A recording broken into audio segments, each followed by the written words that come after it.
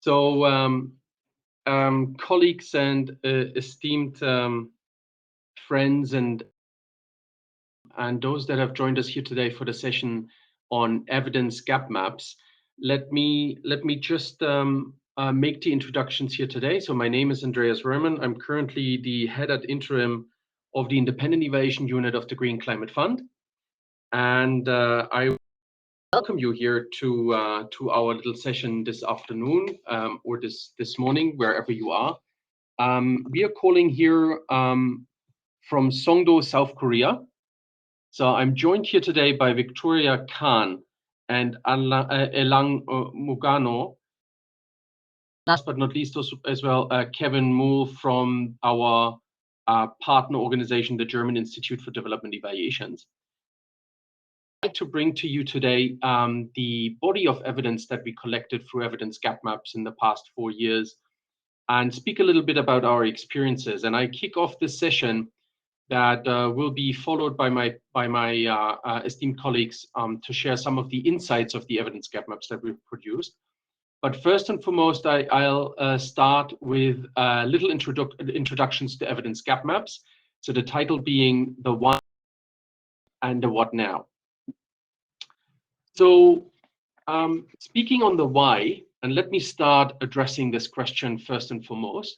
Over the recent years, we've seen a sharp increase in impact evaluations being published across the field of climate science and climate finance. And that is something, of course, remarkable and something very good.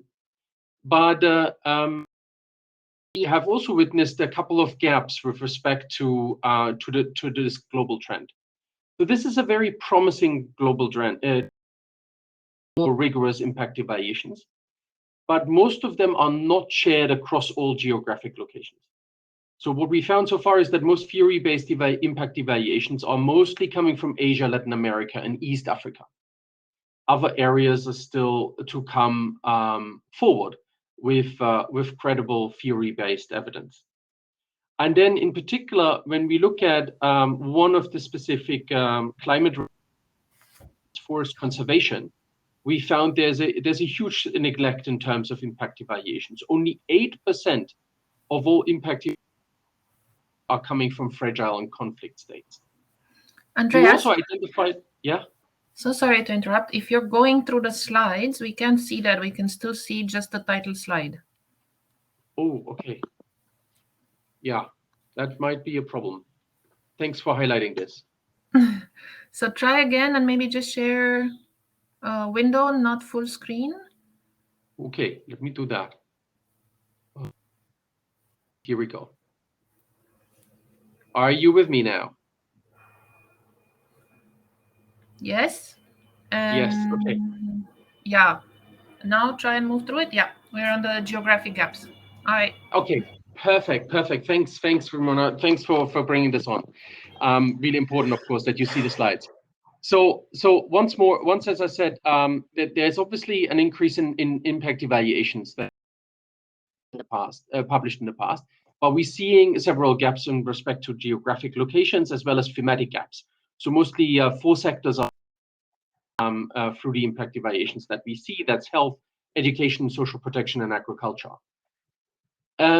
Moving on to this question of being evidence-based, and there's a certain need for us here as evaluators to look at the evidence that's out there and to look at also at ways to emphasize across the different evidence that we find.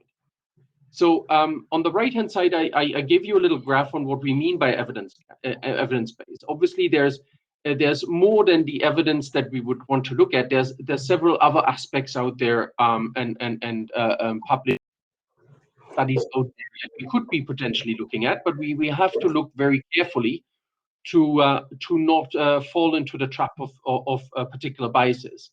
So traditionally speaking, traditional reviews are prone to various biases: selection bias, lack of comprehensiveness, publication bias, quality bias, discussion bias, to only name a few. So if you then look at this question of how to locate evidence gap maps in the field of producing synthesis across evidence, we can say the following, that given the global evidence mapping initiative, we have, traditionally speaking, several products. These could be many products, such as systematic reviews, as an example. And here, one thing to look at is the question of what are the most significant differences between the different products that we have. So here, to speak on what that could be, we found that there are two very significant differences that all different products have, and that's the question of what type of studies are included, and secondly, what type of scope. So how deeply or how broadly are we going into the topic? And here, systematic reviews are based primarily on studies and are there to address a very specific question and provide a very comprehensive, unbiased assessment of evidence of a particular effect. It could be an intervention effect, or implementation effect, or other things. There's obviously another that we can bring forward, and so as well evidence gap maps. And evidence gap maps are here placed in the middle to give you also that gap maps are there to inform research commissioning and facilitate the use of evidence to inform decision making. And it's usually based on a very broad set of themes and sectors, and therefore content-wise and scope-wise right in the middle of the different parts. So one quick reflection here on what evidence gap maps then are, the definition of evidence gap maps and what they are. Evidence gap maps present a visual overview of the existing systematic reviews as well as evaluation studies in an array of different sectors across different types of intervention and outcomes. And they are therefore really presenting a great way of, in a very user-friendly way, of summarizing the evidence that's out there in order to help us identify absolute as well as synthetic gaps. And also bring about a certain aspect of visualization and effectiveness of intervention sectors and across. I'll come to this in a second to describe this a little bit more. Here, I'll just, as every method, there are certain steps to go through. I don't want you to focus too much on the different steps that are here. I just wanted to show you these steps here on the right-hand side. But basically, just to reiterate, evidence gap maps and systematic maps are there to collate, code, and configure all evidence relevant and available to a certain question, and then use predefined methods to minimize any of those biases that I've been speaking about before. There are many different examples. It could be very visually attractive through different colors. It could also be three-dimensional to provide a better insight on the richness of evidence that's out there. But the most common approach is basically a diagram. And here, on the vertical axis, you would have all the different sets of interventions, and on the horizontal axis, you would have all the outcomes.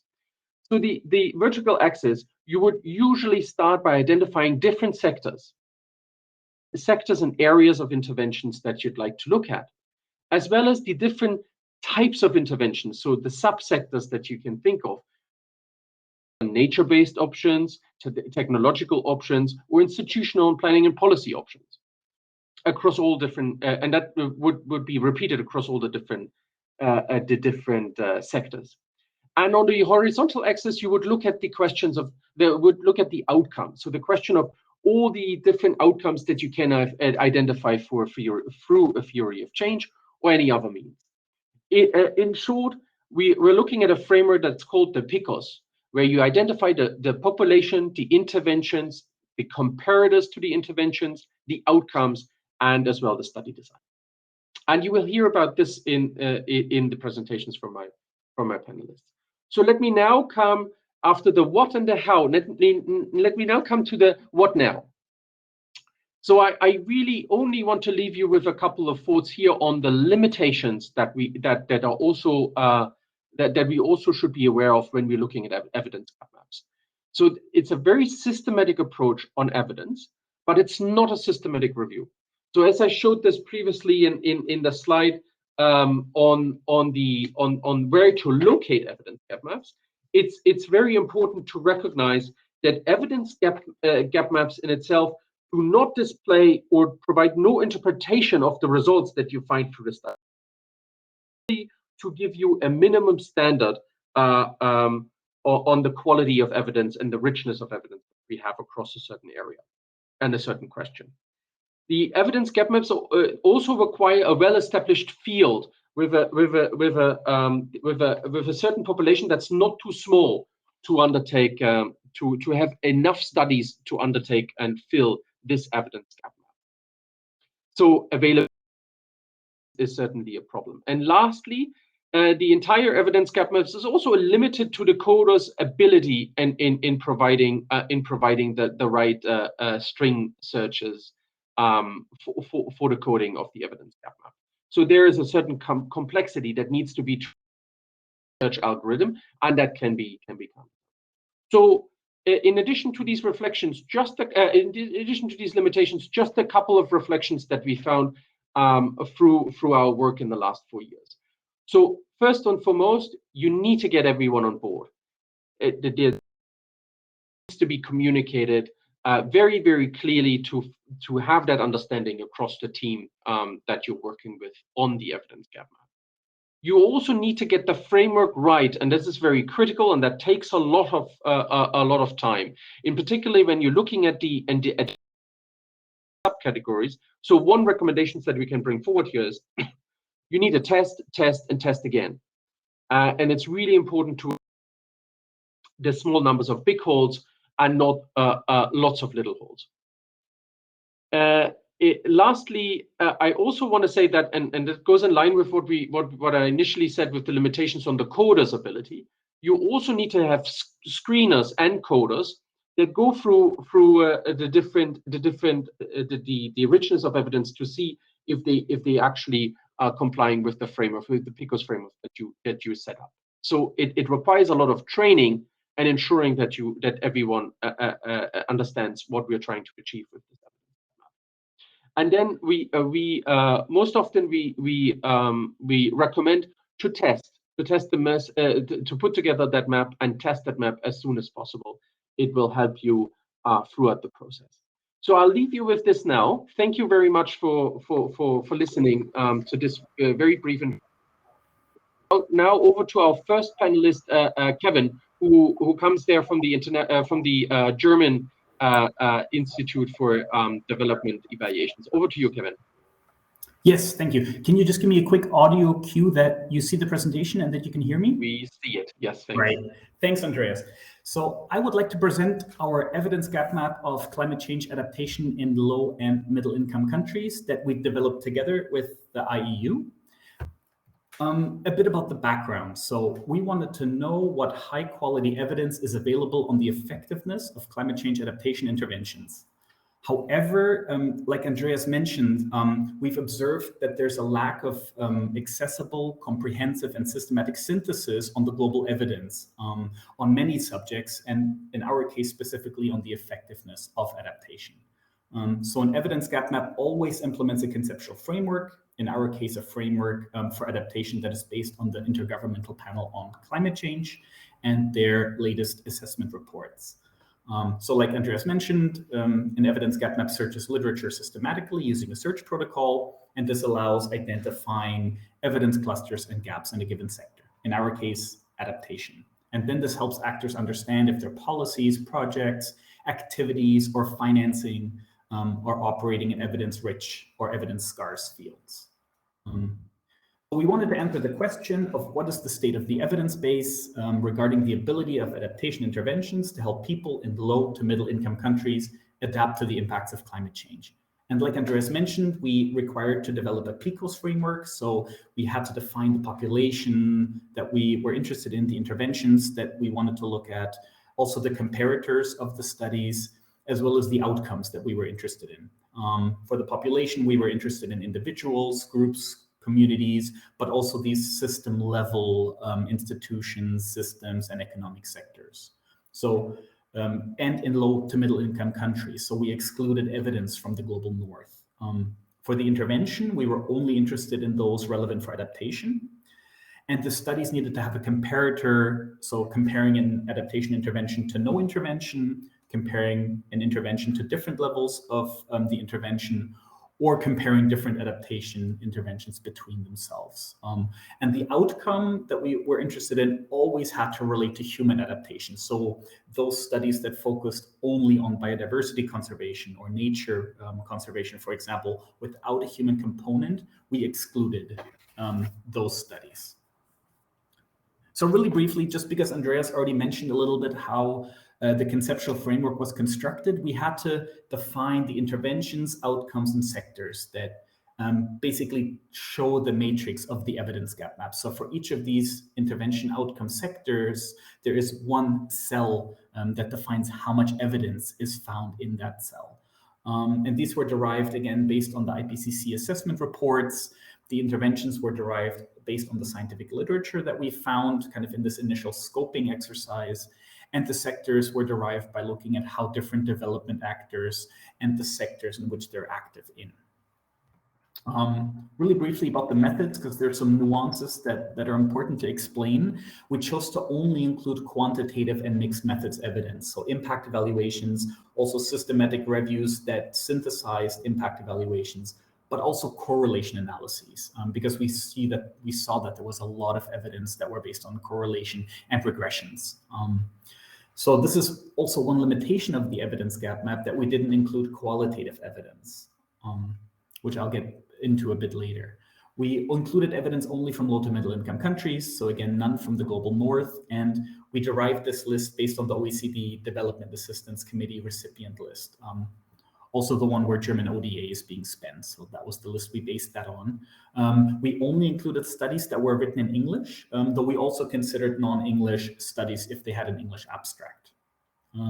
We included studies that were published between 2007 and 2018.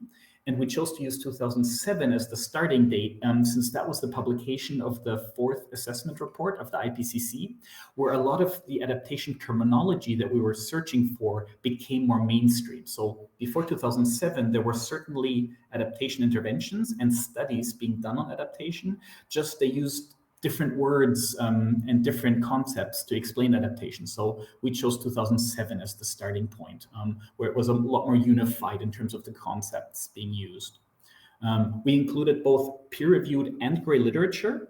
We scanned multiple databases like the Web of Science, Scopus, but also evidence gap maps and systematic review databases like the International Initiative for Impact Evaluation, 3IE, as well as CEE, which is the Collaboration for Environmental Evidence, and also various websites. Like I said, the conceptual framework is based on the IPCC and scientific literature. And you can imagine we applied a systematic search protocol. So that included creating a large list of search terms and then searching these databases and coding the results based on a predefined list of inclusion and exclusion criteria that met our Picos framework. So given some of these limitations I just mentioned, like language or the focus on quantitative studies, the gaps in the evidence gap maps, and this is important to remember, don't necessarily indicate gaps in evidence, just that our search protocol wasn't able to capture every piece of evidence. Let me just quickly, I hope you see the presentation still. So just to show you the evidence gap map and the results of it, just to highlight some of the key results. And like Andreas already showed how the evidence gap map is laid out. In the leftmost column, you have the different sectors that we identified. The second column indicates the intervention types that we've identified that repeat for each of the sectors. And then the top row are the different, or the columns indicate the different outcome areas that we've identified. So first you have uptake, to what extent can adaptation interventions involve adoption or uptake of other adaptation interventions. You have shocks and stressors, and then more the adaptive capacity in terms of the social and economic benefits. And then you move on the right, more the enabling environment, these system level changes to be able to have adaptation work.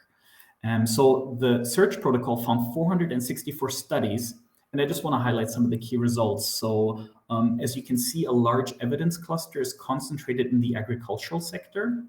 And the studies in this sector focus mostly on drought and food security in sub-Saharan Africa. And this is little surprise given that agriculture is a sector that is highly vulnerable to climate change and to the impacts of climate change. So there's a lot of research that has been done, and also because of the high dependence on agriculture for the economies in low to middle income countries. Generally, agriculture has been a focus in many of the studies. And within agriculture, we saw that most of the agricultural evidence is focused on nature-based and technological options.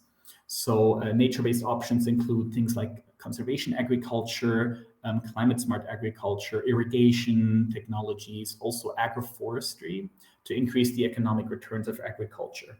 And on the technology side, there were drought-tolerant crops, also fertilizers that were being used, also to increase the economic returns on agriculture. And now just to highlight some of the little evidence that we find were in particularly two sectors, which were in the water and land use and built environment sectors. So interventions in these sectors included water conservation, desalinization technology, infrastructure, river restoration, but also early warning systems to floods, mangroves, coastal protection, and also artificial or infrastructure seawalls to protect against floods. So again, this gap in the evidence gap map doesn't necessarily indicate a gap in the evidence. Again, it could be that the studies in these sectors, when it's about large infrastructure projects, the studies might more likely to use ex-ante modeling techniques or cost-benefit analyses rather than impact analyses that we were focused on for the inclusion criteria of the evidence gap map, which focus only on quantitative and correlation analyses. Another evidence gap we found was in the enabling environment across all the sectors. So by enabling environment, we mean the system level changes in the environmental, socioeconomic, and institutional systems to enable more and lasting resilience. So this includes the establishment of protected areas, increasing social capital, policy changes, and regulations in order for adaptation to be able to take place. And again, it could be that studies, and we've hypothesized a little bit about why this gap could be. It could also be that the studies that evaluate these system level changes or the enabling environment may focus more on qualitative evidence, which we excluded in our search protocol. So these are just some of the key some of the key results. And just to leave you with some of the key takeaways, because that was a lot of information. So synthesized evidence, such as evidence gap maps, can provide relevant information for policymakers. They identify evidence clusters and gaps and help actors understand if they're operating in evidence-rich or evidence-scarce fields. And our particular evidence gap map on adaptation finds evidence clusters in agriculture and nature-based and technological options. And our evidence gap map also identified evidence gaps in the water and land use and built environment sectors. And later I'll explain how we've used the evidence gap map in our evaluation. And for now, I'll give it back to you, Andreas. Kevin, that was really, truly insightful. I'm really thrilled by all these results. I move right now on forestry and forest conservation and what we found in an evidence gap map on that work and what that meant in terms of Viktoriya. Yep, thank you very much, colleagues. Could you please confirm you can see my screen? We can perfectly. Yes, we can. Yep, and I'm in a presentation mode, right? You are. You are. Okay, so greetings to everybody who has joined us tonight. Thank you very much for your interest and time. My name is Viktoriya Han. I'm an associate data analyst in the Independent Evaluation Unit of the Green Climate Fund. And I'm very excited to present to you today the evidence gap map on forest conservation interventions. Without further ado, I would like to start this presentation with a brief motivation for this study. So as some of you might know, GCF aims to support forest and land use projects as one of its result areas, right? And forest brings a lot of benefits both for mitigation by absorbing the carbon dioxide, as well as for adaptation in climate change space, such as providing livelihood, biodiversity, and so on. Yeah, and this EGM is a great tool as a as a thematic evidence collection covering the topic of forestry interventions to consolidate what we know, do not know about what works in this sector. And particularly, we are contributing with this study by updating the first EGM published by 3IE and jointly 2 papers. So first and the updated EGM cover the period of 1990 to 2018. Yeah, just to talk a bit more about the work that has been done so far. So 3IE EGM and updated EGM, they cover different time periods, as I've just mentioned. You can see this on the slide. But apart from that, so the added value of updated EGM is that the categories of interventions as well as the outcomes were reclassified to reduce the overlap and double counting and any ambiguity along, as well as it incorporated the direction of the impact, so whether that was positive or negative change, and the assessment, the screening process includes also the assessment of the quality of the evidence itself. So I'm going to talk a bit more about it later. So overall, the analytical framework was much more refined for the updated EGM. So the main analytical framework, which is Pico, I believe Andreas and Kevin already expanded very well on that. So I'm not going to focus on this slide, just a couple interesting points. So we included all interventions in the forest conservation sector, but excluded those that do not have conservation as a primary aim, but rather as a positive externality. And when there is no clear definition of beneficiaries, those interventions were also excluded. In terms of outcomes, those should be measurable indicators. Yep. And the rest of the logic follows. For this EGM, we had 2,500 studies that were filtered down through numerous screening stages to 164, and those were classified into a 3-tier quality assessment, like classes, from tier 1 to tier 3. So tier 1 includes the most rigorous studies based on experimental and quasi-experimental methods. Tier 2, they use non-experimental methods and as well as include a lot of qualitative evidence. And tier 3, it's those studies that do not have a very rigorous analytical approach, but provide really valuable qualitative context or some suggestion for future research.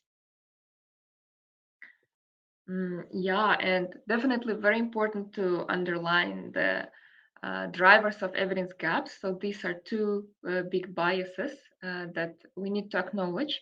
First is the bias in implementation. So definitely not all forest conservation tools are implemented to a similar extent, right? So based on the extent of implementation, the interventions get more or less opportunity to be evaluated. For example, protected areas or payment for environmental services have been around for quite a while. Thus, they are well represented in the evidence and literature and the knowledge bank. But some other interventions are not. And the second bias is research and evaluation, which is quite, I would say, quite ubiquitous, and it's not pertinent to this study or field. But definitely, we need to acknowledge that some very frequently we tend to focus, research community and evaluation community tends to focus disproportionately on specific types of interventions that are easy to evaluate, or that a specific geographical area, specific methods that tend to be published easier. Yeah, and that all drives us to the conclusion that absence of evidence is not evidence of absence. And this is very important when we interpret the EGM and what we see there. Now, now the interesting part is the results. So on the left-hand side, you can see the geographical distribution of all studies. This is all tiers aggregated, and the darker the color, it means the more studies were done in that particular country. The takeaways are that Africa is underrepresented research-wise. So given that there are many forest conservation programs within the REDD+ framework and outside of that, but still a very scarce evidence was found, especially Central African countries. Yeah, they have the second largest area of tropical forest, but still no evidence. Asia and Latin America have very good visibility on this map, and yeah, thanks to India and Nepal, they exhibit a disproportionately high representation. In Nepal, the academic interest is attracted by very well-known forest management, community-based forest management practices. Yeah, and of course, Brazil and Indonesia are historical deforestation spots, thus get a lot of attention. And Peru, Ecuador are important, strategically important for the Amazon biome. So that's the pattern we see. In terms of, if we just take a bit different angle on the distribution across types of interventions, please look at the graph on the right-hand side. We can see a lot of empty space there, blank space. So the first, it's suggestive that the overall lack of evidence for most interventions and outcomes. And what stands out, the second, right after that, is that protected areas and community-based forest management have been evaluated the most, and this is observed through all tiers of studies. And the last highlight goes to payment for environmental services interventions that that are conditional, provide conditional incentives. They are present and have good visibility in debates, however, still lagging behind in terms of evidence. So now the EGM itself. So just to remind, it covers period from the beginning of 2016 to mid-2018. And this EGM that I'm displaying right now focuses mostly on tier 1 studies. So this is the top quality evidence. On the first row, you can see the outcome. First column is interventions. And just a couple takeaways. Well, as expected, protected areas are very well represented on this graph. So across many outcomes, and especially in combination with forest cover. And the second takeaway, that forest cover mostly has a positive and environmental outcomes across all categories of interventions. You can see it by colors of the cells. So green indicates positive direction of the impact, and yellow is negative. Livelihoods, yes, there are some studies on livelihood as outcome, but the direction is unclear. So overall, we see that some areas are represented, but there is still a lot of blank space on this EGM, not even about the combinations of particular income and outcome, but the whole intervention types are understudied, or outcome types. And in conclusion, we would like to say that, okay, out of 50 evaluation studies, we have only one on cost effectiveness, only one on GHG emissions, none on employment, only 2 on leakage, and only 2 on biodiversity, which underscores the importance of producing evidence in the areas that are not represented, that are not, might be implemented, but lacking evidence, and that such evidence should guide the decision-making, the project development, and the evaluation and recommendations to policymakers. That's all from my side. Thank you very much. Andreas, Thank you, Viktoriya. Excellent, thank you, Viktoriya. And colleagues, usually, we've just heard about payment of ecological services, environmental services, the PES, and it would only make based payments. But look, we wanted to mix it up a little bit, so we want maybe to give it back to Kevin to talk a little bit about what do we do with evidence gap maps once we have them. I've also, Kevin, before you start here, also, just to see, there's also already some questions out there. So it's really great to have that activity going on, and we're really looking forward to a discussion. So for instance, Maturi asked the question of, if we're only including English studies, are we not leaving out the real story of the poorest people in adapting for climate and the gray literature and so on? When you go through these few things on how to use and how to integrate evidence gap maps in our work, perhaps you find a moment to also. These are really, really interesting questions indeed. Over to you, Kevin. Yes, thank you, Andreas. Do you hear me well? Yes, we do, and we see the presentation as well. Thanks. Oh, that's fantastic. Maybe just to quickly get into the questions that were asked, specifically about the English language. Yes, focusing on English-only studies was a huge limitation that we realized and we were conscious of, and it excludes a lot of the community-based and local evidence that is available only in local languages. It's a very good point and a good question. Also, where the evidence is available, a lot of the gray literature, it was difficult to identify those sources of, well, where can we actually look on the web when it's not a journal database of where to look for the evidence. So, and maybe just a two-way answer. It's due to resource constraints that we had as on behalf of the consultants. So there's only limited availability among them to code all the studies. So you can imagine 14,000 studies we found that were only in English, that had to be basically screened for their titles, abstracts, and then the full text. So we ended up with under 500 studies. But you can imagine how large it would have been, the sample, if it had been other languages as well. And also the language ability of the coders was limited, right? So it would be difficult to expect them to kind of know a lot of these local languages where studies or evidence could be found. And there are two options. So it's anybody is able to replicate the evidence gap maps, which is one of the features and opportunities, which I'll speak about later. The methods are very transparent. So you could actually replicate the search terms, you can translate them to a local language, and run exactly the same search that we did to find that local evidence that we had to exclude due to the resource constraints. Or also we're currently exploring options like machine learning, text mining, to basically automate the evidence gap map search process, but that's still in the very early stages. So sorry, because that was a really interesting question. I wanted to bring that in. So now that we've spoke about evidence gap maps, I want to show you how we have been able to integrate at DEval the evidence gap map into kind of the wider evaluation. So we're currently in the middle of a large-scale evaluation on Germany's contribution to adaptation to climate change in developing countries. And just to give you a brief background. So we've seen at the beginning of our evaluation that there's an increasing importance of climate change adaptation for bilateral, but also multilateral development actors.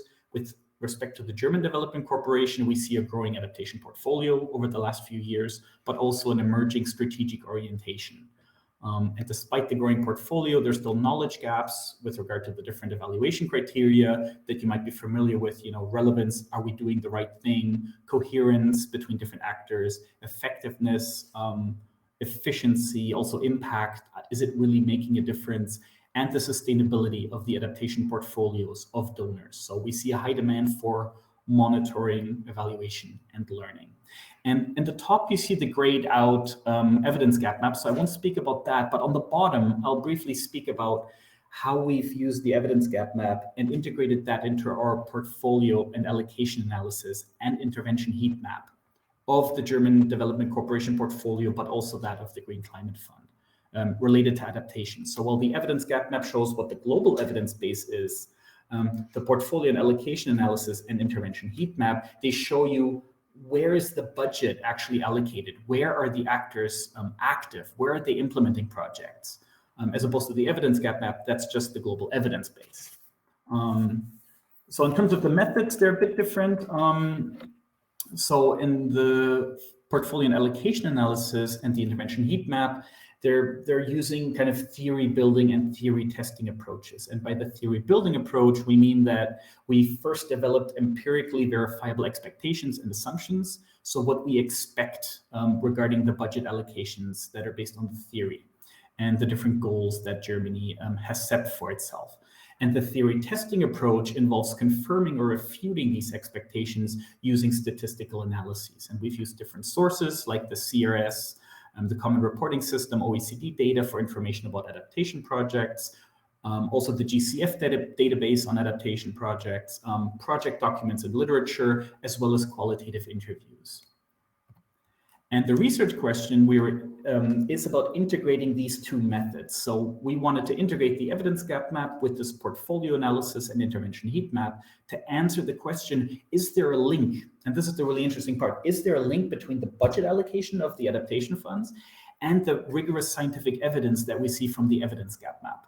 And to answer this question, I'll briefly show you, this was the original evidence gap map. And now, this is with the added dimension of the intervention heat map. So it's the same figure as before, just with the budget allocation in blue. And it's for each of the cells of the evidence in the evidence gap map. Now you see, well, what is the budget actually allocated to that cell? And the darker shading of orange indicates more evidence, and the darker shading of blue indicates there's more budget.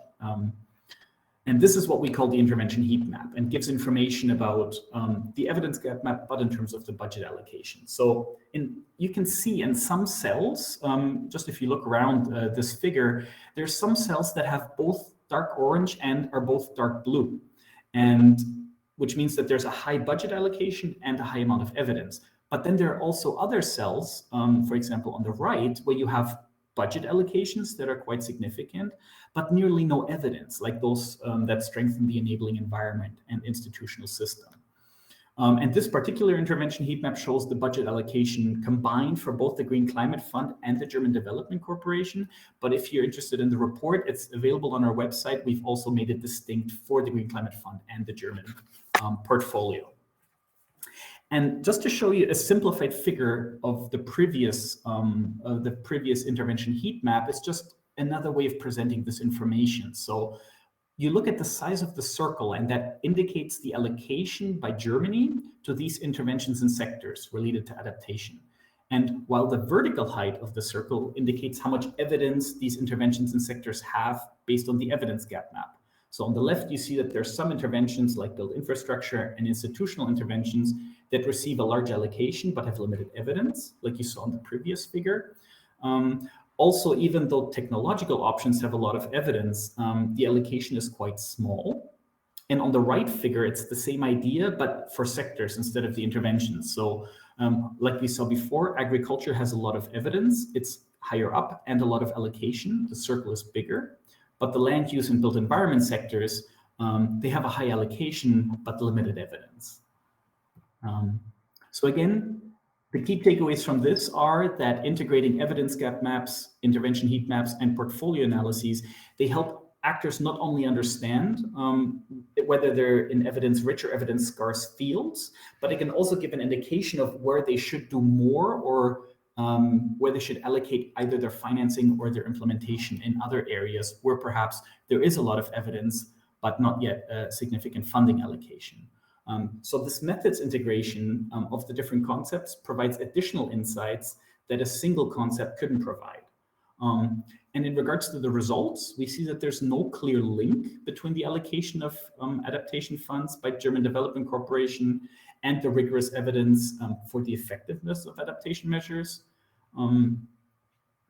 And several others that I didn't really speak to about, but if you're interested, please look at our portfolio analyses. So these are just some other interesting results worthy of mentioning, that the partner country priorities don't seem to determine the sectoral allocation. So what is coming out of the partner countries' goals, objectives, and priorities, for example, in the nationally determined contributions to fulfill the Paris Agreement. Also that vulnerability, a country's vulnerability to climate change increases a country's probability of receiving German adaptation financing, but not the amount of the commitments, which is also a very interesting result. And that the higher number of donors that are pledging adaptation funds in a certain partner country, also the higher level of funds Germany allocates. So there's a kind of clustering of donors in particular countries. So those are just some of the key results of how we combine that. And with that, I'll pass it again back to you, Andreas. Thanks, Kevin. This is really insightful of how this has been using, and it looks like Germany is in development, at least is very balanced and looking in financing evidence-rich cells, as well as financing some that are not known, and going a little bit more in terms of forward in terms of a thought leader, if I may say. Okay, that's interesting. From the money, from the question of intervention heat maps, right to results-based payments.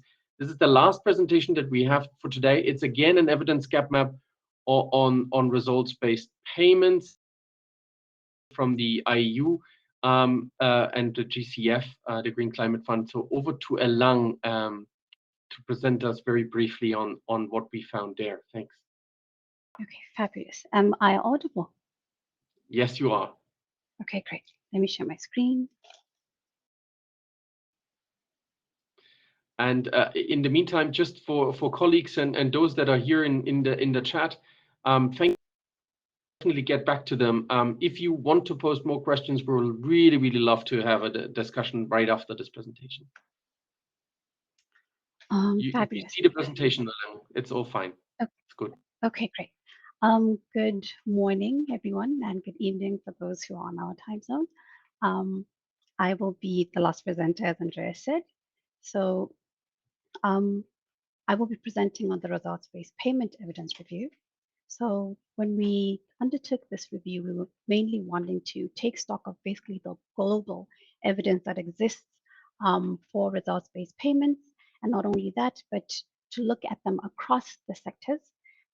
So we looked at the results-based payment landscape. But on top of that, we also looked at the degree to which the GCF itself has used results-based payments. So if we move on, these are the two overarching research questions that we wanted to tackle with this particular evidence review. So the first was, so what is the evidence based on the effectiveness of results-based payments interventions? And then, of course, where has the GCF allocated funds for the results-based payments to date? So before that, I'll just run a little bit over what is a results-based payment. And basically, it's a contract that involves a funder who agrees to make a payment to agents for achieving pre-agreed and verified results. So what results-based payments tend to do, and I would say this is a merit of employing a results-based payment, is that they tend to help address market failures. They also tend to increase accountability by linking financing more directly to the desired outcomes. They also foster autonomy, thereby encouraging innovation and adaptation. This is because actors have the carte blanche to simply choose the inputs and processes that they require in order to meet the certain outcomes, as well as they crowd in resources. So I will now move on to the meta theory of change that basically guided this evidence review of ours. And what basically this does is that it highlights the key pathways in which the deployment of RBPs, alter incentives, and promote the delivery of key outputs, which in turn determines the intermediate outputs, as well as the final the outcomes, and the final outcomes. So what if you can look closely at this theory of change, you'll see that we actually recognize the importance of different agents and at different levels. So you'll see with the outputs as well as the intermediate outcomes, we looked at service providers as well as beneficiaries. From the intervention side, we have actually looked at the supply side of interventions, from the demand side as well as from the hybrid, and the final outcomes have been illustrated in a sectorial way, which, as I mentioned, was one of the lenses we were quite curious about to see how are these deployed in the various sectors. Okay, now moving on to the framework. My colleagues have already mentioned the Picos Framework, so I will just dive into it. So our population, we mainly looked at non-Annex 1 countries, as well as low-income context in Annex 1 countries.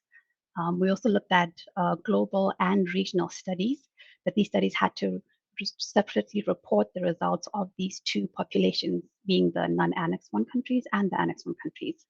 Intervention-wise, we looked at incentives delivered in all sectors, administered at from at any administrative level to any beneficiary and by any actor. Comparators, we looked at studies that clearly articulated comparison groups. For outcomes, we looked at any type of outcome that was measured after the deployment or the provision of the particular RBPs. And lastly, for the study design, we looked at quantitative designs using both causal and non-causal designs. But however, for conditional cash transfers, we looked only at systematic reviews. We also looked at literature that was published in English, as well as during 2002 and onward. Now, looking at our screening, our search found nearly 2,000 studies. And these, of course, included academic literature, systematic reviews, grey literature. And after employing our inclusion-exclusion criteria, removing duplicates, we ended up with a sample of 428 studies. So I'm going to jump right into the results. We will be looking at these from 3 different distributions. First and foremost, by RBP intervention type. And if you look from your right-hand side, from your left-hand side, you'll see that the evidence base for vouchers was the deepest out of the identified results-based payment intervention types, followed by payment for performance. And third, we have payment for environmental services. Now, in contrast, we had very few studies that reported impacts on the pull mechanisms and impact bonds. And from our sample, we actually found no studies for advanced market conditions, as well as for the grant challenge type RBPs. When we moved on to look at it from a regional perspective, we see that more than a quarter of the studies documented evidence from North America. This was closely followed by East Asia Pacific, and then Sub-Saharan Africa, and then the Latin America and the Caribbean. When we looked at sector-wise, we saw that over 45% of the RBP literature,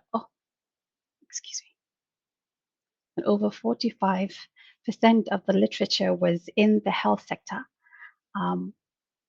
But of course, looking at education, agriculture, and other sectors, the evidence was evenly spread across these.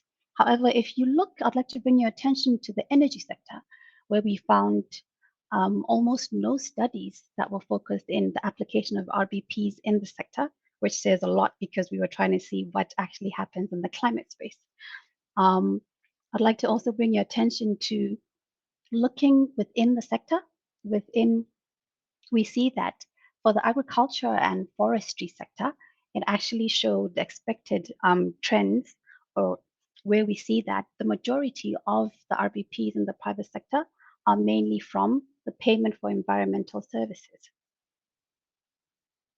We move again and we go to the evidence gap map itself. So basically all the previous graphs are mainly kind of bringing you here to this particular map. And I would like to bring your attention to the little box that has 328. So basically what this evidence map is trying to show you is that the majority of the literature on results-based payments is used for vouchers. If you can see on your left-hand side, we've got the interventions. So if you go to the hybrid, you will see that the vouchers, but also for beneficiaries, those are the type of actors. So the beneficiaries, but for what outcome exactly? To improve and to incentivize the beneficiaries, sector-specific as well as socio-economic outcomes. This was then closely followed by payments for performance, and then conditional cash transfers, and lastly, for payments for environmental services. So we see a lot of evidence is clustered around incentivizing beneficiaries and not so much on the service providers or investors and the system-wide outcomes. Also, when we look at the interventions, we see that really the grant challenges and the impact, we found very little to no evidence from those type of interventions. Now, the second question was to see how the GCF allocated the RBP projects of all the financing to the projects to date.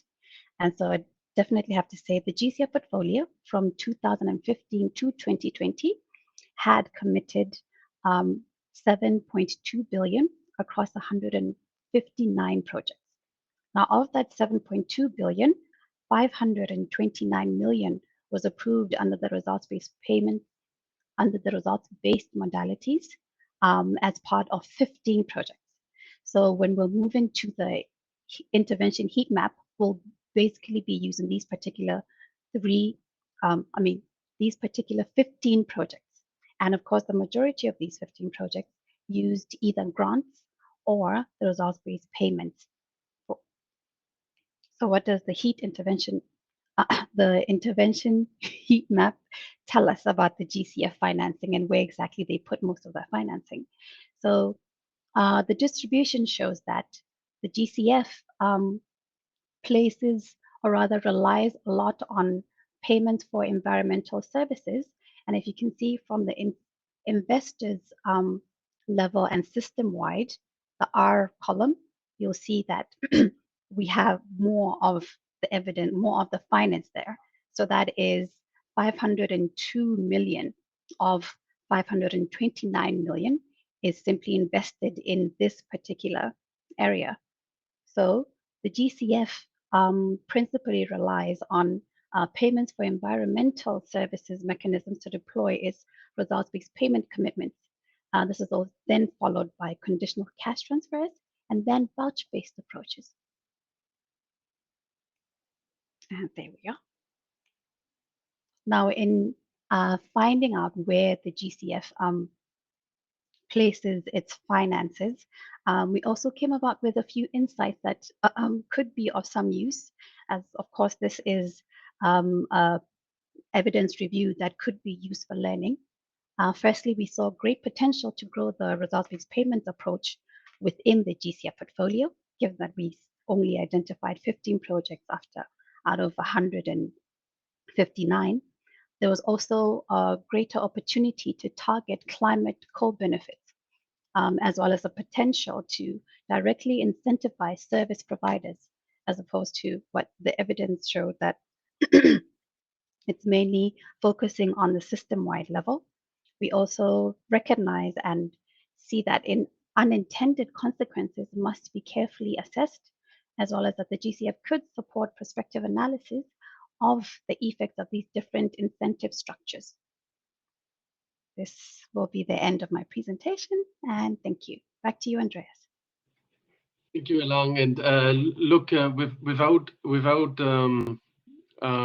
stopping here, I'll go right into the questions. We have some very excellent questions, actually. And look, Elang, just to come back to you very quickly, we've just heard a question here from Rasmus on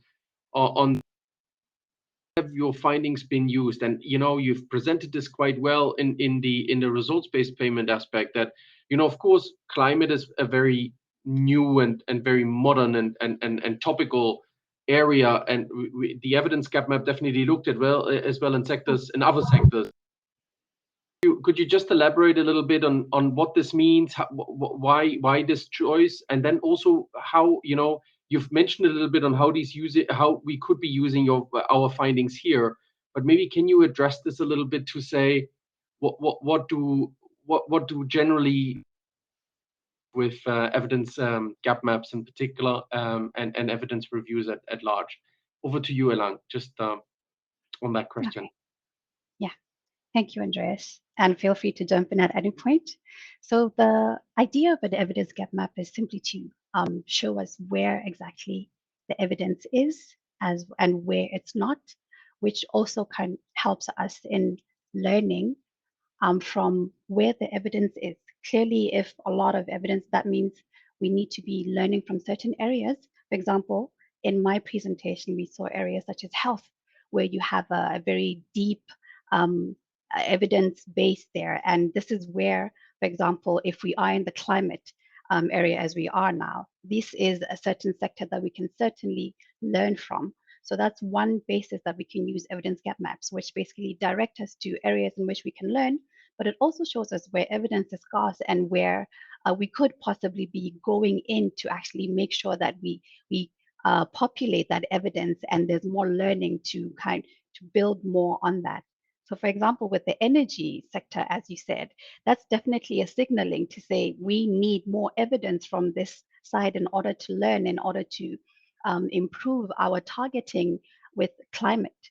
So to make evidence-based decisions, we first of all need that evidence. And if we don't have the evidence from energy, how then do we make decisions that could actually improve, for example, the projects or the policies that we want to employ to help out the sector, as well as to help out the mandate, which is climate change for us. And look, just to add from my perspective, and you're absolutely right with what you said. One thing that we've learned is what we're using evidence gap maps for is as well to enable that dialogue. The dialogue here is super important to go and speak to those that are reviewing and appraising projects in the developing countries, that to drive the climate agenda and development pathways with climate smart solutions. It's been interesting to see that actually those technical those task managers and technical leads are looking at the evidence gap map to identify what do we actually know. Is there anything that we can also replicate and use for other sectors? As Elang said, from the health sector, which is very attractive and has been working over the years or many years with strong impact and rigorous impact evaluation.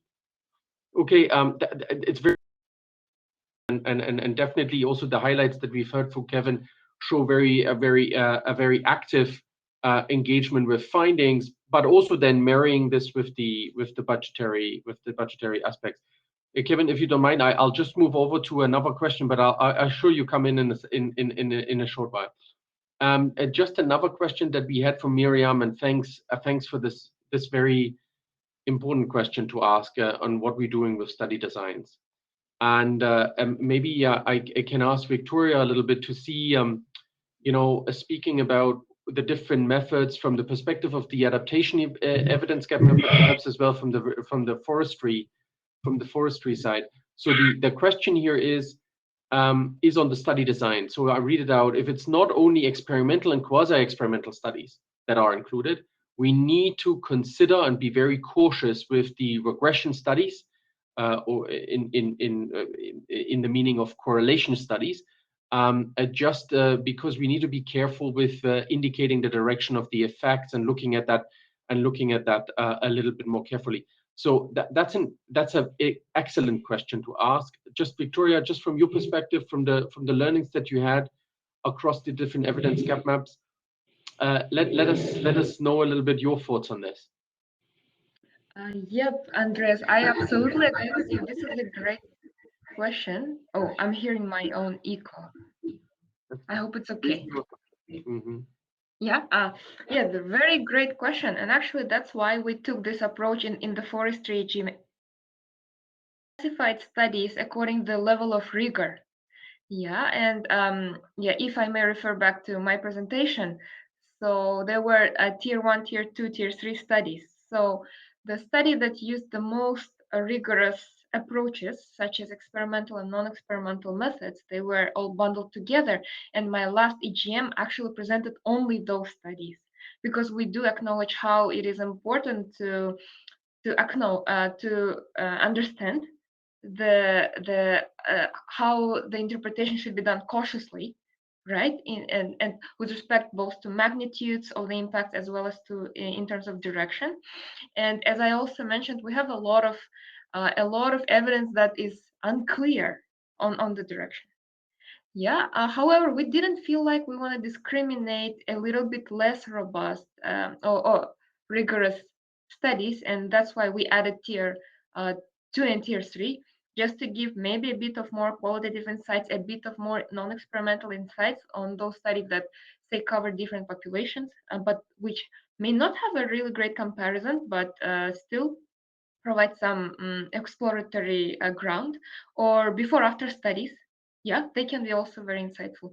But absolutely, and originally EGMs are actually not supposed to talk about the quality of evidence. It's just a snapshot. We just want to see how much evidence is available across which combinations of intervention and outcome. But after you see that, oh, some cell of the EGM is really full of studies of varying degree of quality, then you do meta-analysis. And that's where you assess the direction, impact, the context, whether it's the representative, generalizable, external validity, internal validity, and so on. Yeah, Andreas, please feel free to come in. Thank you, Viktoriya. No, this is absolutely right. And it's just to highlight again, evidence gap maps, Miriam, are generally speaking not systematic reviews. They're done systematically. That's the key in process, but we're not looking generally at the effects. So we're just displaying what's out there. We are, however, with the Picos, we are trying to be very concise and very strict in what sort of study designs are let in or not. So think of a fishing net. Depending on how wide or how small the actual letouts are, we will catch more or less fish.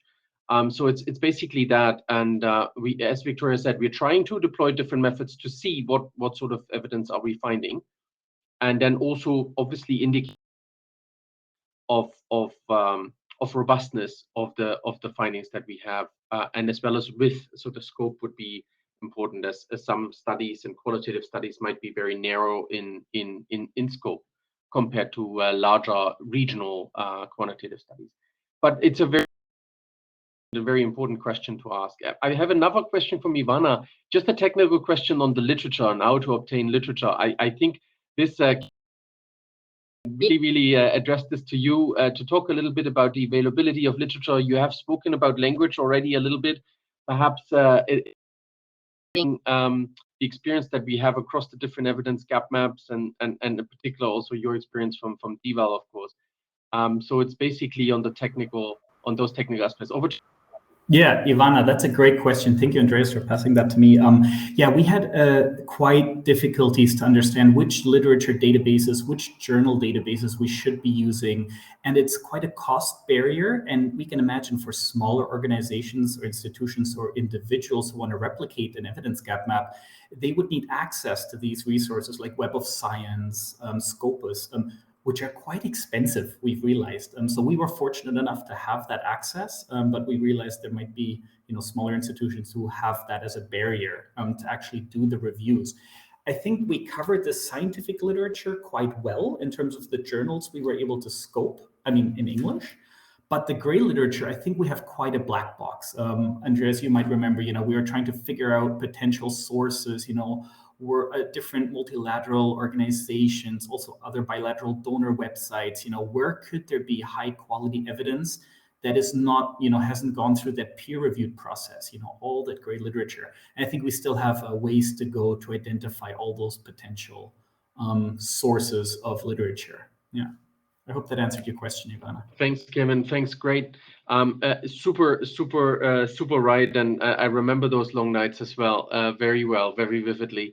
Just another question that came just up, it was also on this question on how much resources do we need? I think this is a question I've heard over the years many, many times. Kevin, back to you just to see a little bit of what from your perspective, what one would have to time in terms of time and resources. Great question, Andreas. You remember we had a consulting team who worked on it, multiple coders at the same time. It went on much longer than we expected. We also didn't expect to receive 14,000 hits in terms of the studies to code. And you can imagine the initial coding is quite quick if you're just scanning the titles. But if it matches kind of the criteria, potentially, you have to go into the abstracts and the full text papers, actually. So it was a huge task. And each paper sometimes could, if it was a really dense paper with a lot of information, each paper could take, an hour to code, basically. There's a very systemized coding form that we used to be able to map these studies into an Excel table. So you'd probably have to guess based on the amount of hits that the evidence gap map that you're interested in for the subject that you're doing it in receives. But you can easily plan between, if the paper is excluded instantly in 5 seconds, or if it's a really good paper, you can plan about an hour per paper. Then you can think, if there's 14,000 papers to code, you can imagine how many months that could potentially take in different coders at the same time. Thanks, Kevin. Also, from our perspective, just to say and highlight this for this question again on resources across the different evidence gap maps that we've done so far, and those are 5 from the IU. We find most of them also have a certain limit, so you can never do it under that. We've never had an evidence gap map that took less than 6 months. So just in terms of time, I would consider 6 months to 1 to a year and a half as being appropriate. You could obviously, we have heard from friends on colleagues in other institutions that some may have taken longer. And resources, I think you have a general idea of how much a consultant would cost in terms of time and coding and reviewing and excluding and including different papers. That definitely takes a lot. And I'll agree with Kevin's assessment on that. Just another question that I see here was also in regards to the quality, in particular quality of evidence in climate change adaptation generated by low and middle income countries. Kevin, I'm sorry to have you come in again, but I would give this question to you. But generally speaking, also perhaps I can ask afterwards Viktoriya to just see this also from the perspective of quality of evidence in forestry, just to see that. So Kevin, to you, and then to Viktoriya, before we have to wrap it up, we're almost at the limit of the 8 o'clock time here. Yeah. Thanks, Andreas, and thanks, Ramona, for the question. So the evidence gap map on adaptation included basic quality indicators. So those were all related to the study type, right? So we divided the evidence rigor in terms of non-experimental and experimental evidence. And specifically, we found that most of the evidence on adaptation were these correlation non-experimental studies, about half of them. And then the other half, there were some experimental studies and some systematic reviews. And of the experimental studies, it was mostly agricultural land plots. So basically having a control and a treated plot to see how a certain adaptation intervention works. So we have it in the report. So just if you're curious about how we presented and how we differentiated it, we go into that in our report and how the evidence quality varies by sectors and different intervention types. So please check out the IU or DEval website for the full report if you need more information. Yep, and just briefly add to Kevin. So in our forestry EGM, apologies, I lost the question. Just a second. In our forestry EGM, as you know, we captured the quality of the studies as well as the direction of the impacts. And actually, in some studies, it was really hard to determine the direction because the findings are very mixed and unclear. And that was clearly stated as well. But I'm sorry, I would like to expand a bit more, but I'm not sure because we were requested to conclude shortly. Andreas, Viktoriya, thanks for the attempt. Really, really great. You very well. There's so much richness in this. Kevin, over to you just for a quick wrap up under a minute. You got a challenge. Really quickly, thanks. And thank you all for sticking around. So really quickly, evidence gap maps are a great tool in the beginning of any evaluative work you can do. It's necessary to map the evidence, but it's definitely not sufficient, right? So like Viktoriya, Elang, and Andreas mentioned, you need other tools of synthesis like meta-analyses, systematic reviews to really understand what works. Evidence gap maps present the evidence neutrally, and I saw some questions in the chat. So you really need other tools like systematic reviews and meta-analyses to tell you the effect's direction and be able to aggregate the effect sizes. So just to keep that in mind, evidence gap maps are a really great tool in any evaluative work, but just keep in mind that that's just a beginning step in any evaluation. So I hope that was quick enough, Andreas. Absolutely. Thanks, everyone. Thanks, Kevin. Thanks, Elang. Thanks, Viktoriya. And thanks for the audience. Please reach out. We're happy to continue this discussion. Thank you. Bye for now. Thank you very much. Thank Have you, a great everyone. day. Thank you, Great everyone. night. Yes. Yeah. Enjoy your day and good night to some of you.